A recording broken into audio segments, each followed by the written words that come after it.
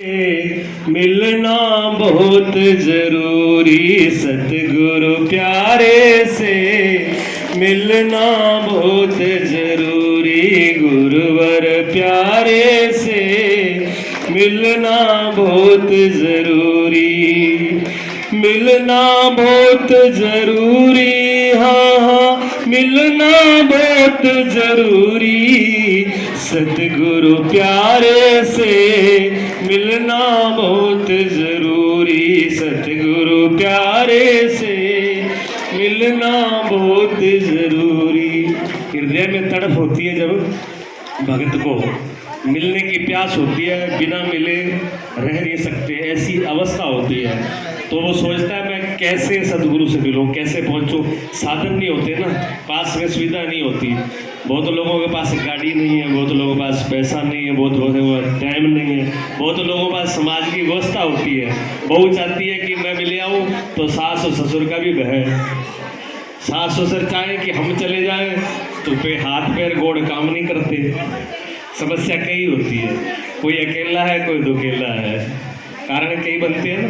हाँ, जो मैं होती कारी बदरिया रिम झिम बहती, जो मैं होती कारी बदरिया रिम झिम बहती, गरज गरज और बरस बरस कर गुरुवर को मैं रिझाती, गरज गरज और बरस बरस कर मैं गुरुवर को रिझाती, बन न सकी मैं काली बदरिया,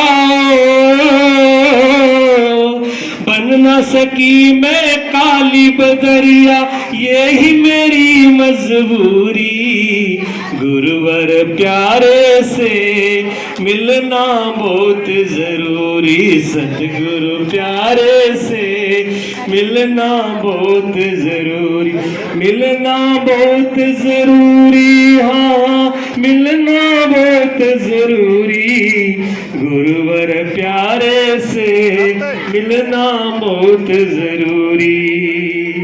जो मैं होती बन की मोरनी नाच नाच कर आती, जो मैं होती बन की मोरनी छम छम नाच के आती, नाच नाच और ठुमक ठुमक के गुरुवर को रिझाती, नाच नाच के और ठुमक ठुमक कर गुरुवर को रिझाती, बन न सकी मैं बन की मोरनी, ओ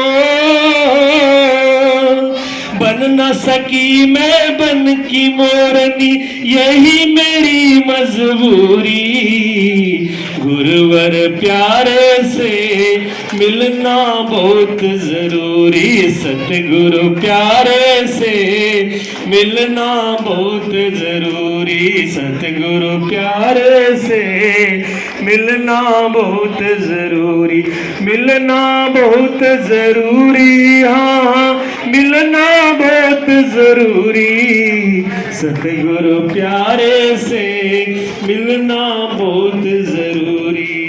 एक साल में एक दिन गुरु पूर्णिमा का आता है, जो बड़ा ही कीमती है गुरु और शिष्य के लिए। उस दिन गुरु और शिष्य का जो मिलाप कभी ना हो पूरे साल में। कबीर साहब ने तो कहा कि हर पल पल कीजिए सतगुरु के दर्शन, कहते हर पल पे गुरु के दर्शन करना चाहिए।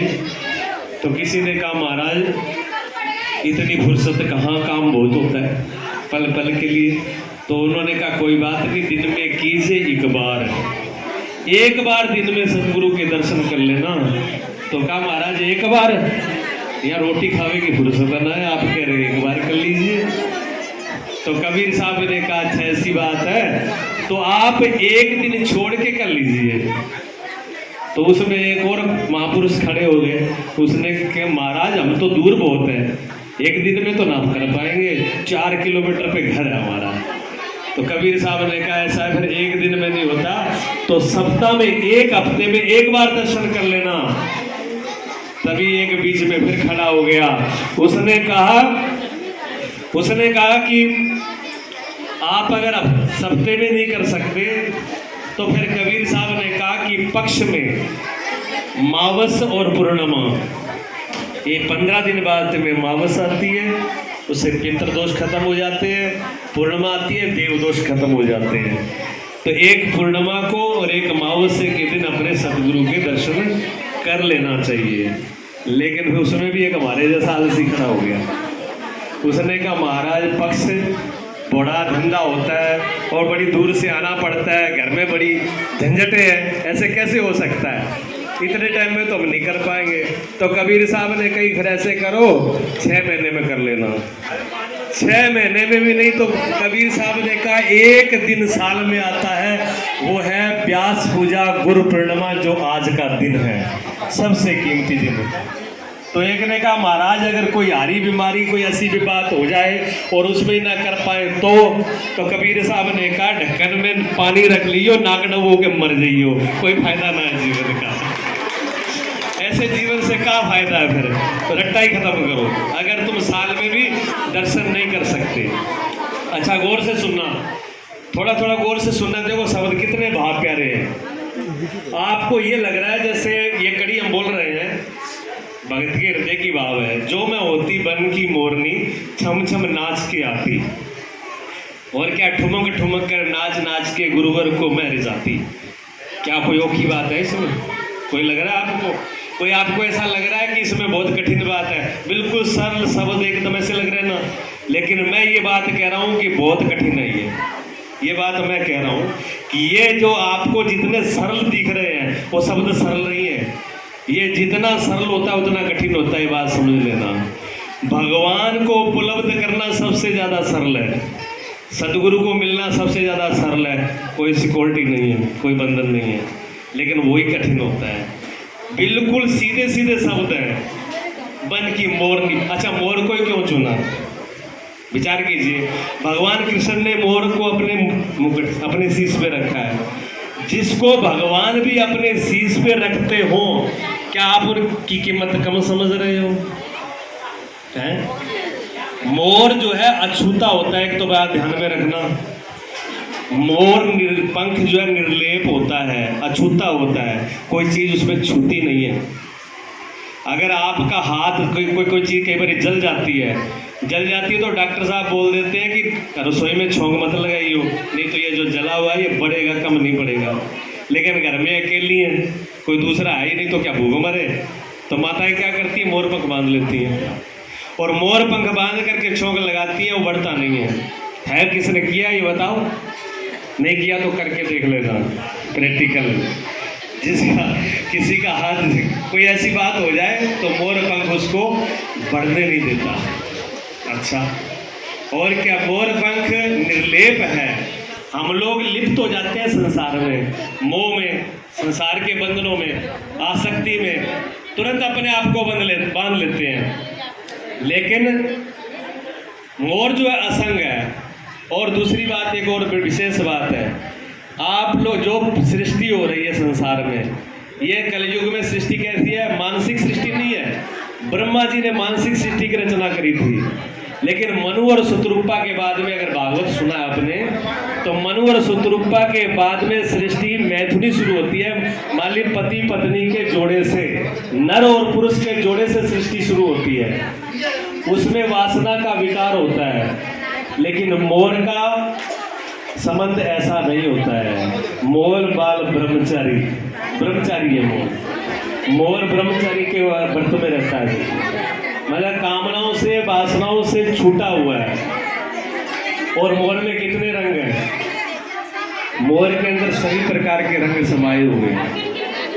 परमात्मा के रूप में जैसे सब रंग समा जाते हैं, ऐसे मोर के पंख में सब रंग समाये हुए हैं। ऐसा कोई रंग नहीं है जो मोर के अंदर नहीं हो। आप विशेषण नहीं कर सकते कि मोर में ये रंग होता है, आप विशेषण नहीं कर सकते। हरा होता है कि लाल होता है कि पीला होता है कि काला होता है, सफेद होता है, आप विशेषण नहीं कर सकते मोर में कौन सा रंग होता है। सारे रंगों का मिश्रण होता है, और सबके सारे रंग किस में हो सकते हैं? इंसान में नहीं हो सकते, जीव में नहीं हो सकते, परमात्मा में हो सकते हैं। तो क्या कह रही है? देखो आवाज मत करो कोई भी, ये तो बंद कर दो बीच में, ये एक बार रोक दो, कोई आवाज नहीं करेगा। रोक दीजिए आप। जब हम परमात्मा से सदगुरु से मिलने के लिए चले तो क्या जरूरी है? असंग होना, निर्लेप होना और अपने हृदय को भगवान में रंग लेना, भगवान के प्यार में रंग लेना, तब वो चलता है। देखो उसके भाव बहुत प्यारे, अभी तो मैंने थोड़ा बताया है, इस एक एक शब्द में बड़े भाव छिपे हुए हैं। अगर विस्तार करता तो टाइम लगेगा, बहुत कुछ है, तो मैं थोड़ा थोड़ा करके बता रहा हूँ। 10-20 मिनट बोलेंगे, उसके बाद भोजन भंडारा शुरू करेंगे। बोलिए सतगुरुदेव जय। गुरुवर प्यारे से मिलना बहुत जरूरी, सतगुरु प्यारे से मिलना बहुत जरूरी, मिलना बहुत जरूरी, हाँ हाँ मिलना बहुत जरूरी, गुरुवर प्यारे से मिलना बहुत जरूरी। जो मैं तेरा पता जानती खत लिखवाती जवानी, जो मैं तेरा पता जानती खत लिखवाती जवानी। गुरुपद का किसी को पता है? ये शरीर गुरुपद नहीं है। ये जो शरीर होता है वो तो आपका भी 5 बुद्धि का, गुरु का भी है। वो तो जिस तत्वों से आपका बना है वही तत्वों से गुरु का बना हुआ है। लेकिन सदगुरु क्या है? सदगुरु तत्व है, सात तत्व, जिसको स्वयं भगवान भी नतमस्तक होते हैं। गुरुपद ऐसा नहीं है, बड़ा मुश्किल से समझ में आता है। जो मैं तेरा पता जानती खत लिखवाती जवानी, सब भक्तों को संग में लेकर तुझसे मिलने आती, सब भक्तों को संग में लेकर तुझसे मिलने आती। हो पता तेरा मेरे पास नहीं है, हो पता तेरा मेरे पास नहीं है, यही मेरी मजबूरी, सतगुरु प्यारे से मिलना बहुत जरूरी, गुरुवर प्यारे से मिलना बहुत जरूरी, सतगुरु प्यारे से मिलना बहुत जरूरी, मिलना बहुत जरूरी, हाँ मिलना बहुत जरूरी, गुरुवर प्यारे से मिलना बहुत जरूरी। जो मैं होती बन की कोयल गीत मधुर सुनाती। पूरे दिन आप क्या करते हो? काऊ काऊ काऊ ऐसे करते हो। हमारा सुबह से लेके कभी डायरी में नोट करना, सुबह 5 बजे उठते हो, 7 बजे उठते हो, 8 बजे उठते हो, डायरी रख लेना और शाम तक आप जो बोलो वो लिखते जाना, और शाम को उसको देखना भी उसमें सार कितनी बातों में। 24 घंटे बोलने में सार की एक बात मुश्किल से मिलेगी, नहीं मिलेगी नहीं। कोई अगर विचारवान है, समझदार है, तो 24 घंटे में कोई एक आधा शब्द सार का बोलेगा, नहीं तो सब वही बातें होती है जो कोई मतलब नहीं होता। भजन कहो भगवान का नहीं कर पाएंगे, स्मरण कहो नहीं कर पाएंगे, कीर्तन कहो नहीं कर पाएंगे, और किसी की बुराई करनी है तो रस ले ले करके, और बहना दूसरे को मत बताइए तो ही बताएगा, ठीक है। अब जब तुम्हें हजम ना हो हजमुल्ला के बगैर तो बहना को कैसे हजम होगी? अब बहना को तो और ज़्यादा गड़बड़ हो जाएगी, पेट फूल जाओ पेट फूल जाएगा तो फिर क्या करेगी? वो ये देखेगी पड़ोसन कम मिले तब वो नीचे जाएगा कि देख, नहीं तो गड़बड़ है मामला। हाँ, तो मधुर गीत कब होते हैं? जब भगवान की चर्चा होती है, जब भगवान का स्मरण होता है, जब सदगुरु के गुणगान होते हैं, तब ये वाणी मधुर होती है। संसार की वाणी से, गुणगान से ये वाणी मधुर नहीं होती, ये कड़वी होती है। हाँ। जो मैं होती बन के कोयल गीत मधुर सुनाती, गीत गुनगुना कर मैं सतगुरु को रिझाती, गीत गुनगुना करके मैं सतगुरु को रिझाती, बन न सकी मैं बन की कोयल, बन न सकी मैं बन की कोयल, यही मेरी मजबूरी। गुरुवर प्यारे से मिलना बहुत जरूरी, सतगुरु प्यारे से मिलना बहुत जरूरी। गुरुवर प्यारे से मिलना बहुत जरूरी, मिलना बहुत जरूरी, हाँ मिलना बहुत जरूरी। सतगुरु प्यारे से मिलना बहुत जरूरी। बोलिए सतगुरुदेव भगवान की। जब हृदय में ऐसा भाव उठे कि सतगुरु के मिले बगैर आप रह नहीं सकते, मिलना बहुत ही जरूरी है, आवश्यकता है, तब ये समझना भी सतगुरु से प्यार है, प्रेम है। नहीं तो ये समझना संसार से ठीक है, गुरुजी आएंगे तो कभी मिल लेंगे, गुरुजी तो मिलते रहते हैं, कौन सा फर्क पड़ रहा है। तो समझो बहुत दूर हो, माया में उलझे हो, भगवान से दूर हो, सतगुरु से दूर हो, ठीक है ना। सदगुरु से मिलने की हृदय में भाव होना चाहिए, तड़प होना चाहिए। अब जब भाव होता है, तड़प होता है, तो क्या करते हैं बताओ, क्या होता है। सबरी जी को उनके सदगुरु मतंग ऋषि बोल के गए थे कि बेटा मैं तो जा रहा हूँ, मेरा समय पूरा हो रहा है। देखो सदगुरु के वचन ऐसे ही होते हैं कि क्या होता है, मंत्र मूलम गुरु वाक्यम, कि मंत्र क्या है, जो गुरु का वाक्य है वही मंत्र है। कोई कान में बोले जाओ क्या वो जरूरी नहीं है, जो सदगुरु ने आज्ञा दे दी वो मंत्र ही है किसी को जो, और आज्ञा पे जो चलता है वो सदगुरु की सेवा में है। मतंग ऋषि ने कहा सबरी से कि बेटा भगवान इसी जगह पर तुझे मिलने के लिए आएंगे, तुझे जाने की जरूरत नहीं है, तो यहीं बैठ करके नाम का स्मरण करना। अब सबरी जो है बेसब्र से, देखो सबरी ने बेसब्र से इंतजार किया, बेसब्र से, सब्र नहीं हुआ। कितना रोज आती ऐसा सब्र नहीं, पता नहीं कब आएंगे, कभी आएंगे तो झाड़ू लगा लेंगे और फूल माला पहना देंगे। लेकिन सबरी का देखो, आप साल में एक दिन फूल माला पहनाते हो गुरु पूर्णिमा को, और सबरी रोज माला पहनाती, रोज पूरे रास्ते को झाड़ पहुंच के फूलों से सजाती कि मेरे प्रभु आज ही आते होंगे, रोज फल लेके आती। देखिए, और कितना टाइम बीता, कितना टाइम बीता, 10,000 वर्ष। 10,000 वर्ष एक प्रमाण है पुराण का। 10,000 वर्ष तक सबरी ने इंतजार किया, लेकिन 10,000 वर्षों में एक बार भी सबरी के मन में यह नहीं हुआ कि सदगुरु झूठ बोल गए, मुझे इतना दिन हो गया स्मरण और सेवा करती हुई, इंतजार करती को, और आज तक भगवान आए नहीं है, तो गुरु ने धोखा तो नहीं दिया। एक बार भी ऐसा मन में नहीं आया। और गुरु वेदांत वाक्य सुविश्वासा श्रद्धा, कहते हैं सदगुरु और वेद के वाक्य में दृढ़ विश्वास ही श्रद्धा है, जो है वो निश्चित है, लोहे पत्थर की लकीर है। जो सदगुरु ने कह दिया परम, देखिए आप कितना उसके अंदर श्रद्धा थी, कितना विश्वास था। और सबरी नाम इसीलिए पड़ा कि 10,000 वर्ष तक सब्र किया और बेकरारी से सब्र किया। आप हिसाब लगाओ, भगवान पहुंचे कि नहीं पहुंचे? पहुंचे। भगवान चल करके स्वयं दर्शन देने के लिए गए, और जिस दिन भगवान ने दर्शन दिया उस दिन सबसे पहला शब्द सबरी के मुंह पे क्या था मालूम है?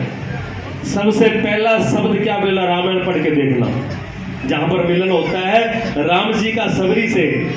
प्रणाम बाद में करती है सबरी, पहले कहती है मुझे विश्वास था मेरे सदगुरु के वचनों पर, एक दिन आप आओगे, ये छुपाइए देख लेना को, मेरे गुरु के वचनों में विश्वास था कि आप आओगे, ये निश्चित है मेरे को, मेरे में से शंका नहीं थी। ऐसा विश्वास होना चाहिए, ऐसी श्रद्धा होनी चाहिए कि रोज हम घर को, रोज हम अपने हृदय को, रोज अपने अपने आंगन को सजाएं, हम रोज अपनी कुटिया को, रोज अपने घर को, रोज हृदय को सदगुरु के लिए सजाएं। पता नहीं कब कौन सी घड़ी, वो मंगलमय घड़ी कब आ जाए कोई पता नहीं है। तो क्या कहा, बोलिए सदगुरुदेव भगवान। सजा दो घर को गुलशन सा, मेरे गुरुदेव आए हैं। सजा दो घर को गुलशन सा, मेरे गुरुदेव आए हैं। मेरे गुरु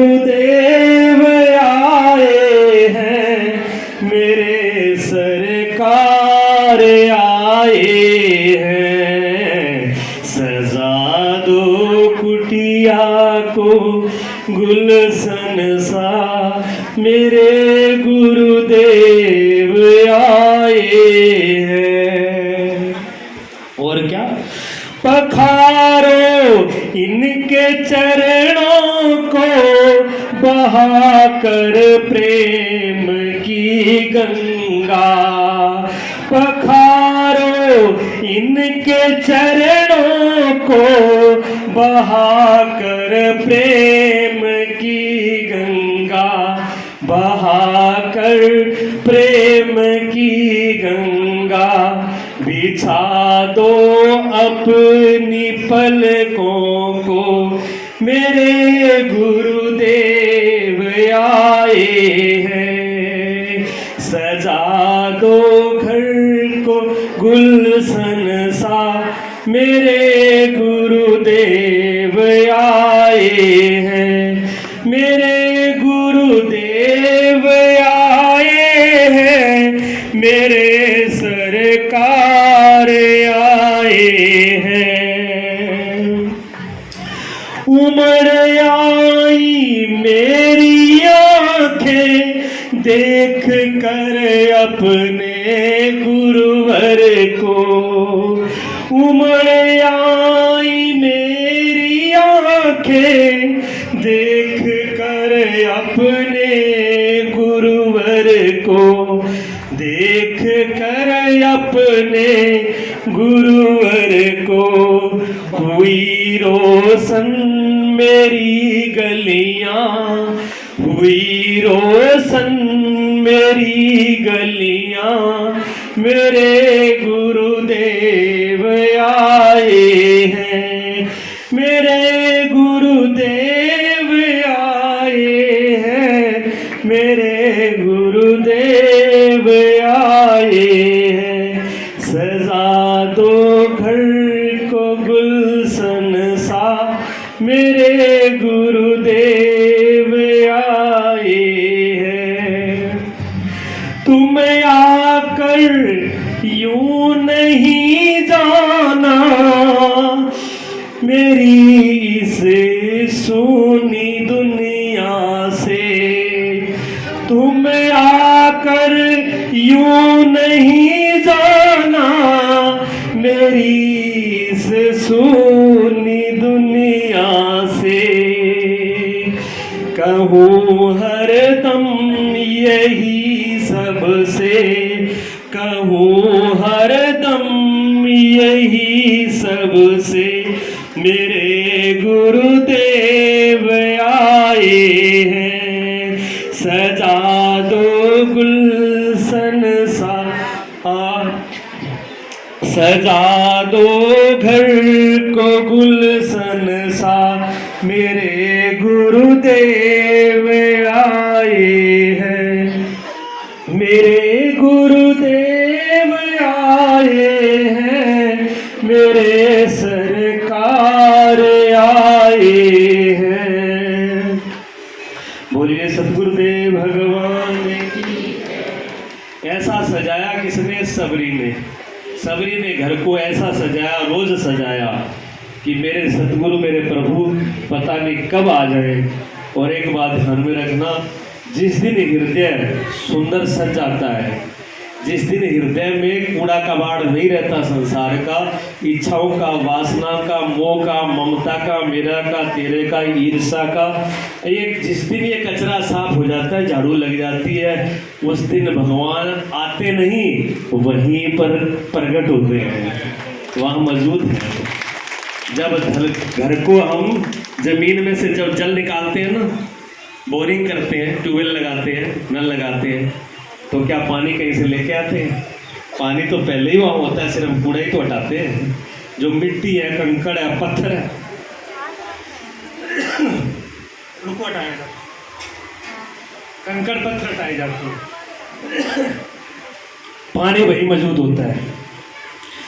सत्य सदगुरु परमात्मा निराकार ओमकार निरंजन अलख निरंजन सच चित आनंद घन, कुछ भी कहो वो मौजूद है, वही सदगुरु है, वो हमारे हृदय में मौजूद है। लेकिन सिर्फ पर्दा है, इच्छाओं का, वासनाओं का आवरण है। जिस दिन आवरण हट जाता है उस दिन वो जित देखूं तित श्याम वही, जहां देखती हूँ वहां श्याम ही श्याम ही श्याम है। सदगुरु के पास हम क्यों जाते हैं? गुरु के पास हम दीक्षा लेने के लिए क्यों जाते हैं? गुरु के लिए दीक्षा इसी बात के लिए लेते हैं कि जो हमें न दिखता हो वो दिख जाए। जो अभी तक हम जन्मने मरने वाला जो समझ रहे हैं वो अमरता को जान जाए कि अमरत्व क्या है। जो अभी तक हम अपने आप को अणु, छोटा सा जीव समझ रहे हैं, वो समझ में आ जाए कि हम जीव नहीं है, हम विराट हैं, बहुत बड़े हैं, अनंत है, हमारी कोई सीमा नहीं है। सदगुरु सबसे पहले क्या बताते हैं? सीधा तो भगवान से प्रेम होता ही नहीं है। इस पंचभौतिक शरीर के अंदर भगवान की श्रद्धा होती है। इस शरीर को भी भगवान मानने लगता है शिष्य, तब पूजा करता है, पाठ करता है। तब सदगुरु क्या कहते हैं? जब इस पे श्रद्धा हो जाती है, विश्वास हो जाता है, तब गुरु नाम देते हैं किसका? परमात्मा का। अब दोनों पे विश्वास हुआ, एक गुरु पे विश्वास हुआ, एक भगवान पे हुआ। फिर तीसरा जो विधि बताई उस पे हुआ, 3 पे विश्वास हुआ। 3 विश्वास के बाद में फिर क्या होता है? धीरे धीरे दृष्टि शुद्ध होती है।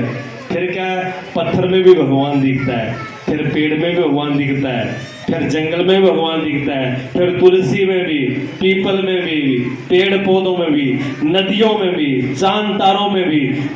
ऐसी फिर कण कण में है झांकी भगवान की, किसी सूझ वाली आंख ने पहचान की। वो आंख पैदा हो जाती है जो कण कण में दिखने लगता है। भगवान कृष्ण जब गीता उपदेश दिया अर्जुन को, 11वां अध्याय पढ़ के देखना। भगवान कहते हैं वृक्षों में पीपल नहीं हूं, विराट रूप दिखाया। देखो 11वें अध्याय में विराट रूप दिखाया। जब सदगुरु की शरण में जाओगे तो धीरे धीरे आपको विराट रूप दिखने लगेगा। जैसे जैसे दृष्टि शुद्ध होगी, सबके अंदर एक नूर थे, सब जग उपजा, को भला को मंदा। कोई बुरा नहीं है, कोई अच्छा नहीं है, सब एक सही उत्पन्न हुए हैं। ये दृष्टि शुद्ध हो जाएगी। जब ऐसी शुद्ध दृष्टि होती है तो फिर भगवान आते नहीं, प्रकट होते हैं, दिखते हैं, कण कण में दिखते हैं। तब जीवन में क्या आती है? मंगलमय घड़ी आती है। ये मंगलमय घड़ी है। सब मंगलमय घड़ी को क्या बोलते हैं? सुखमय घड़ी, आनंदमय घड़ी। मंगलमय घड़ी आई है, कोई जाने न जाने। मंगलमय घड़ी आई है, कोई जाने न जाने, कोई जाने न जाने, कोई माने न माने। मंगलमय घड़ी आई है, कोई जाने न जाने। जब से दर्श मिले सतगुरु के, जब सतगुरु के दर्शन होते हैं सामने, तब ये अपने आप को सौभाग्यशाली समझता है। जब से दर्श मिले सतगुरु के, मानो परम निधि पाई है, मानो परम निधि पाई है, कोई जाने न जाने। मंगलमय घड़ी आई है, कोई माने न माने। मंगलमय घड़ी आई है, कोई जाने न जाने। सुन सुन निज सतगुरु की महिमा, सुन सुन निज सतगुरु की महिमा। मन में सूरत समाई है, मन में सूरत समाई है, कोई जाने न जाने। मंगलमय घड़ी आई है, कोई जाने न जाने, कोई जाने न जाने, कोई माने न माने। मंगलमय घड़ी आई है, कोई जाने न जाने। जब ऐसी स्थिति आए, एक सदगुरु के अलावा कुछ भी नहीं दिखे, क्या होता है? एक ही मनन, एक ही चिंतन, एक ही मनन, एक ही चिंतन, एक ही छवि मन भाई है, एक ही छवि मन भाई है, कोई जाने न जाने मंगलमय घड़ी आई है, कोई माने न माने मंगलमय घड़ी आई है, कोई जाने ना जाने। भक्त धन्य है जिसने अपने, भक्त धन्य है जिसने अपने गुरु से ही प्रीत लगाई है, गुरु से ही प्रीत लगाई है, कोई माने ना माने मंगलमय घड़ी आई है, कोई जाने न जाने मंगलमय घड़ी आई है, कोई जाने न जाने। कोई माने न माने, कोई जाने ना जाने, लेकिन दशा गोपियों की जैसी होती है, एक ही छवि जित देखूं तित श्याम हरीश। गोपियों को कहा कि मैं आप थोड़ा इधर मन को हटा करके हमारी तरफ लगा लो। गोपियों ने कहा ये तो समस्या है, मन ही तो नहीं हट रहा, मन हट जाए तो कोई समस्या ही नहीं है। मन एक परमात्मा में ऐसा लगा है कि दूध निकालते हैं तो दूध दिखाई नहीं देता, भगवान दिखते हैं, कन्हैया दिखते हैं। झाड़ू लगाते हैं, झाड़ू नहीं दिखती, भगवान कन्हैया दिख रहे हैं। बछड़े में बछड़ा नहीं दिख रहा, भगवान दिख रहे हैं। माखन में माखन नहीं दिख रहा, भगवान दिखते हैं। मठा में मठा नहीं दिखता, भगवान दिखते हैं। तो वो कहते बड़ी समस्या है, ये समस्या है कि ये आगे कैसे हटेगा अपनी आंखों से। जब एक बार प्रकट हो जाए तो फिर वो हटता नहीं है। बोलिए सतगुरुदेव भगवान की। एक भजन और बोल देता हूँ उसके बाद में।